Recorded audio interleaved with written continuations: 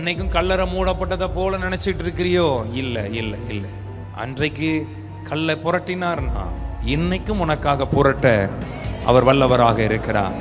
இப்ப சொன்னார் பாரு ஆண்டவர், டேய் அன்னைக்காவது எனக்கு தேவதூதர்கள் தானே புரட்டினாங்க, இன்னைக்கு என் பிள்ளைகளுக்கு நான் நல்லா நல்லா அன்னைக்காவது எனக்கு தேவதூதர்கள் தான்டா கல்ல புரட்டினாங்க, இன்னைக்கு உனக்கு நானே புரட்ட. உனக்காக இனி அவரே இறங்கி வர போகிறார், அவரே கிருபை செய்ய போகிறார்.